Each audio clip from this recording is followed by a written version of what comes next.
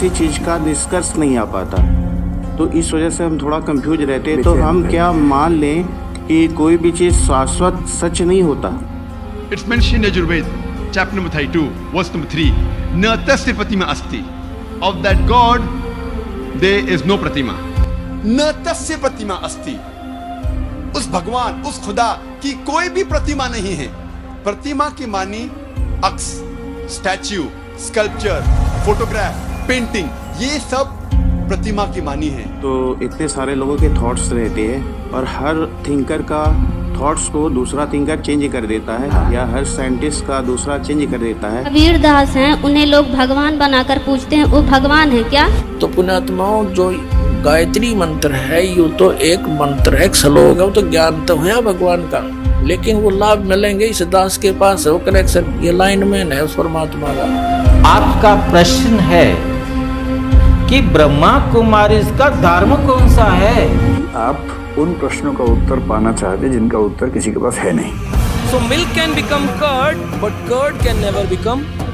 So Krishna can become Shiva, but Shiva cannot become.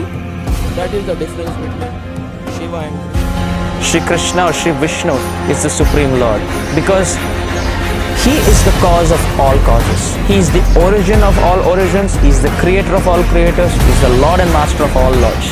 लेकिन शंकर जी ना ही जीव की कैटेगरी में है और ना ही विष्णु जी की कैटेगरी में है। वो स्पेशल रूल्स के साथ एक स्पेशल पोजीशन पे है।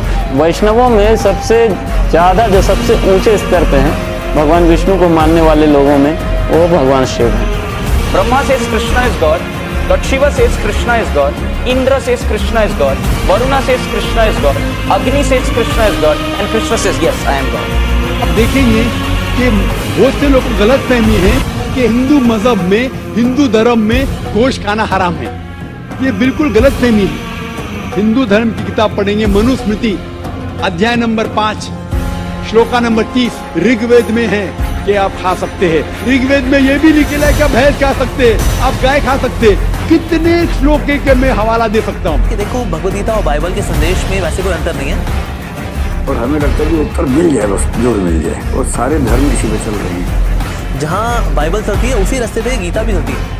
बेसिकली आपको ना अपने थॉट प्रोसेस में थोड़ा सा बदलाव करना पड़ेगा। ईश्वर ने अवतार लिया, ईश्वर मेरा विश्वास नहीं है, ईश्वर मेरा विश्वास नहीं है, मैं ऐसा कभी नहीं मानूंगा, मैं ऐसा कभी नहीं मानूंगा। अगर फाइनल आंसर नहीं है तो यही फाइनल आंसर है कि फाइनल आंसर नहीं है।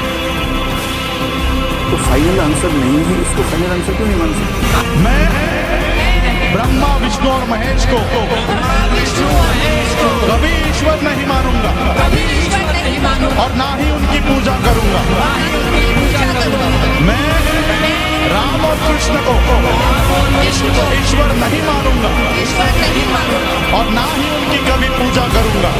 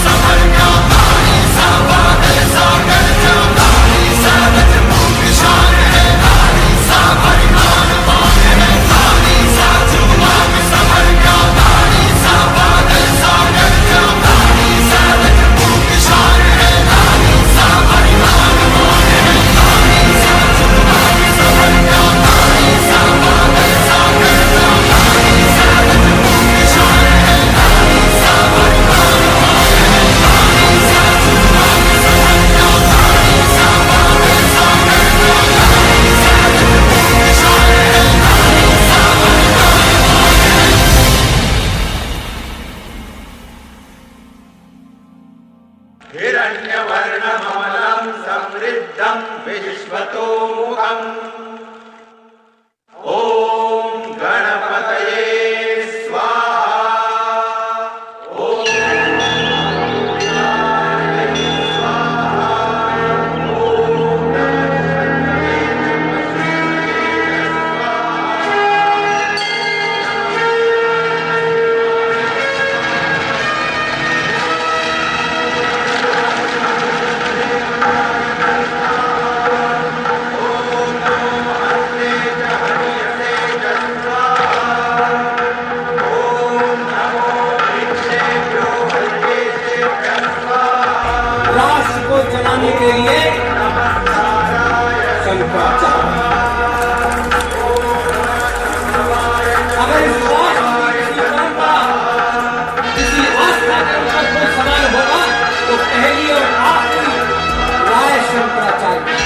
शंकर के स्वरूप थे मेरे जगत गुरु शंकराचार्य।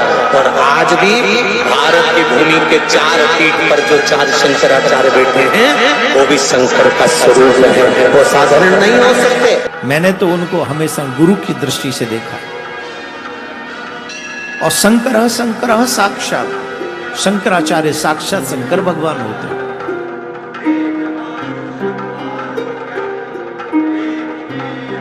और शंकराचार्य हमारे देश के धर्म के, सनातन धर्म के प्रधानमंत्री हैं, सनातन धर्म के राष्ट्रपति ने ऐसा कह दिया, तो हमें लगता है कि ब्रजेश शंकराचार्य से मिलने पहुंचे नरेंद्र मोदी, आचार्य से आशीर्वाद मांगा कि भविष्य में उनसे कोई गलती। हमको हंसी मजाक आप न समझो, हमारी नियुक्ति साक्षात हरिहर के तेज से होती है।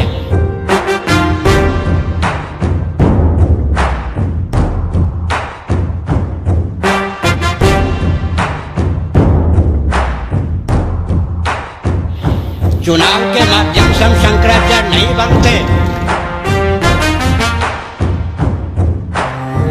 इस कल्प में श्रीमन नारायण से हमारी गुरु परंपरा चलती है। भगवान शंकराचार्य 10वें स्थान पर होते हैं। हम हो या आप हो, हमारी गुरु परंपरा श्रीमन नारायण से चलती है।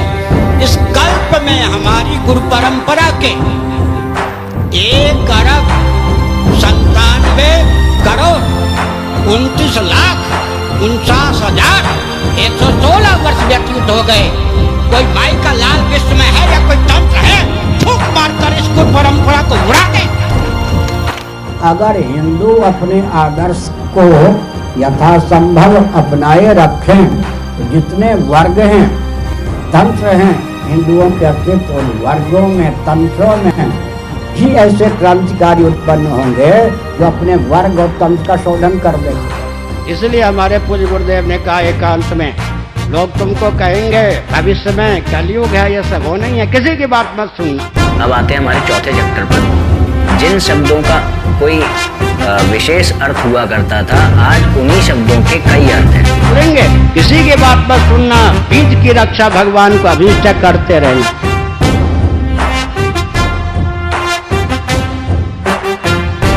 बैल, महिष, गाय, इनका अर्थ प्राय सिर्फ पशुओं में ही लिया जाता है। माधवाचार्य शास्त्री जी रामानुजाचार्य परंपरा से थे, उनकी एक बुक उन्होंने बनाई क्यों, उसमें उन्होंने बहुत सारे प्रश्नों के जवाब दिए। तो उसमें से एक जवाब उन्होंने दिया था कि ये जो जगह जगह पर हमें पुराने शास्त्रों में मांस दिखता है, मांस, मदिरा, उनके उन्होंने वो वाले अर्थ दिए थे जो निरुक्त से निकले हमारे। कर्मण्येवाधिकारस्ते मा फलेषु कदाचन। वैदिक काल में इनका अर्थ हवन के लिए भी लिया जाता था, फलदायी वस्तुओं के लिए। असफलम है कहाँ? सारा विश्व लोहा मान रहा है, सारा विश्व मेरा नहीं, सनातन संस्कृति का लोहा मान रहा है। नास्तिक नाम लेकर सुनकर भग रहे हैं। शब्द आया है प्रतिमा, नातस्य प्रतिमा अस्ति में। प्रतिमा प्रतिमान से निकला है, प्रतिमान यानी मेरे समान। वो कह रहे हैं नातस्य प्रतिमा अस्ति, यानी कि मेरे जैसा इस संसार में कोई नहीं है।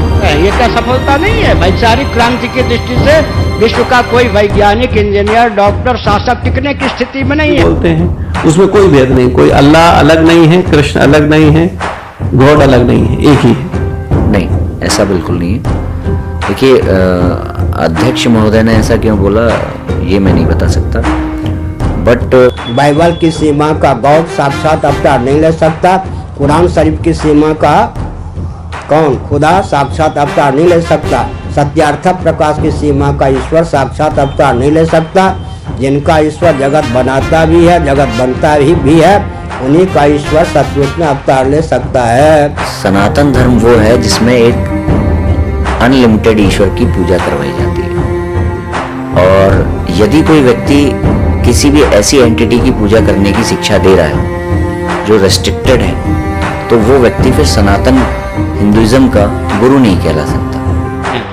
जब तक नौका डूबती नहीं तब तक तुम्हारा काम था खेते रहना, खेते रहना।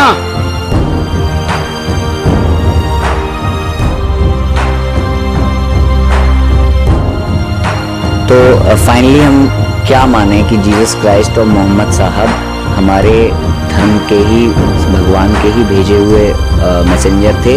निश्चित रूप से वो हमारे धर्म के लेकिन सबने एक बात बोली, ईश्वर को ध्यान करो, ईश्वर का स्मरण करो। सभी धर्म एक ही ईश्वर तक पहुंचाते हैं। पहले ईश्वर जैसा हो उसके बारे में मान्यता जैसी है क्या? आपकी जानकारी बिल्कुल दिशाहीन है, क्योंकि बाइबल और कुरान के अनुसार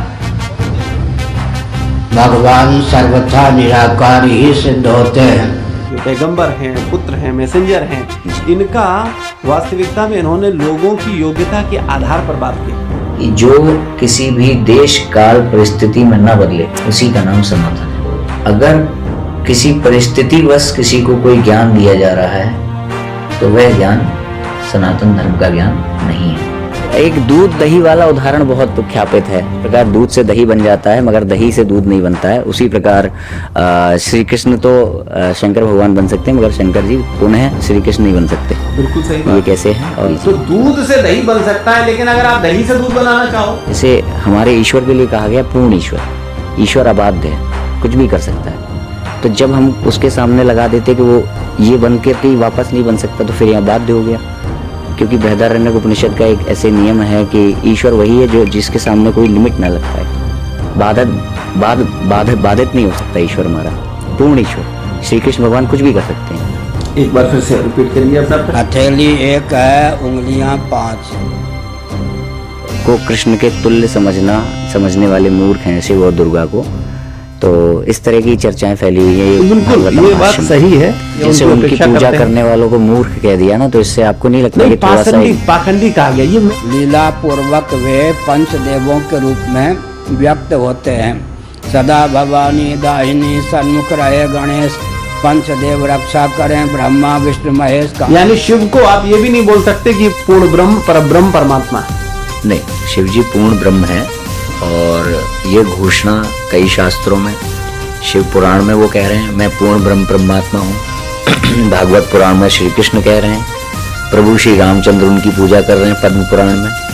देवी भागवत में देवी कह रही है मैं पूर्ण ब्रह्म हूँ। उपासना की प्रक्रिया क्या है? एक देव को इष्ट मानिए, शेष 4 देवों को इष्ट का परिकर मानिए या अपने इष्ट की अभिव्यक्ति मानिए। एक देवता का इतना पक्ष ले लिया कि 5 देवों को गौण कहने लग गए, वो नहीं।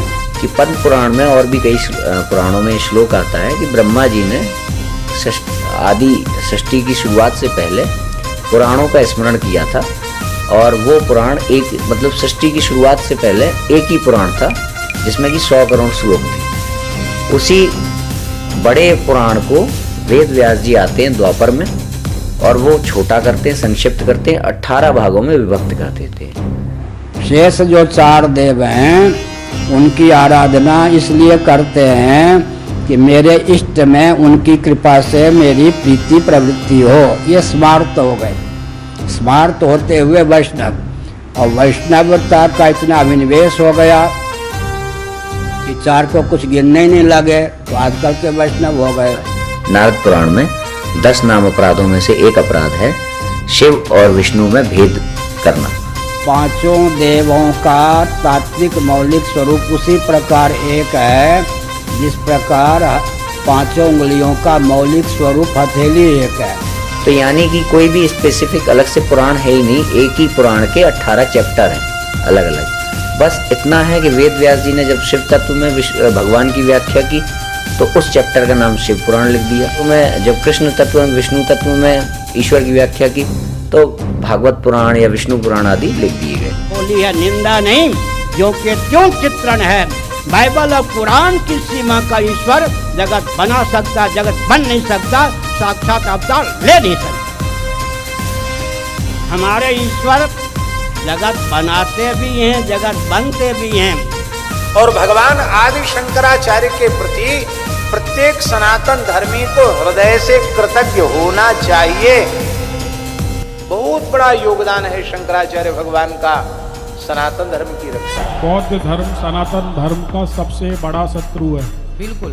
तो सुनिए, ये क्या है? ये कंफ्यूजन इसलिए है कि उनके अनुयायी ने मनमाना करके और वेदों का उल्लंघन करके वेदों को पढ़ने वालों को खूब मारा, मरवाया, और खूब आप आद्य शंकराचार्य जी ने बौद्धों को शास्त्रार्थ में परास्त किया है, ये लिखित में इतिहास है। वे प्रकट न होते तो ये सनातन धर्म का स्वरूप न होता।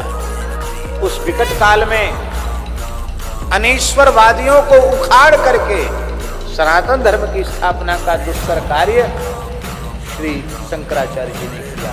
हम उस ईश्वर को मानते हैं जो ईश्वर जगत बनाते ही नहीं, जगत बनते भी हैं। जिनका ईश्वर जगत बनाता भी और जगत बनता भी है, उन्हीं का ईश्वर श्री रामकृष्ण आदि रूपों में अवतार लेता है।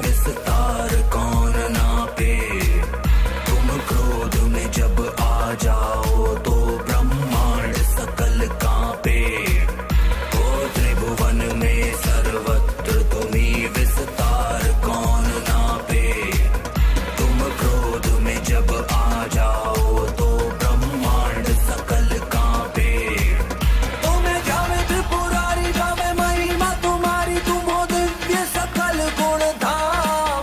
नीलवर्ण धनुधारी प्रभु अवध बिहारी, तुमसे बड़ा है तुम्हारा नाम। जय श्री राम राम राम राम, जय श्री राम राम राम राम, जय श्री राम राम राम, जय श्री राम राम राम राम।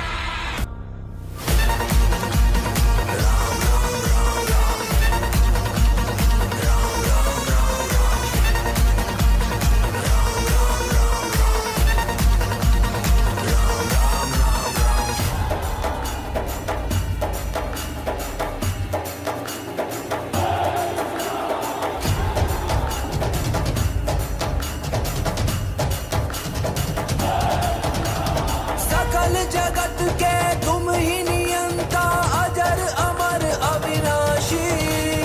कण कण में हो तुम ही समाये, तुम घट घट के वासी। रघुकुल नंदन जय श्री राम, असुर निकंदन जय श्री राम, भव्य भंजन जय श्री राम, शत शत वंदन जय श्री राम। रघुकुल नंदन जय श्री राम, असुर निकंदन जय श्री राम, भव्य भंजन जय श्री राम, शत शत वंदन जय श्री राम।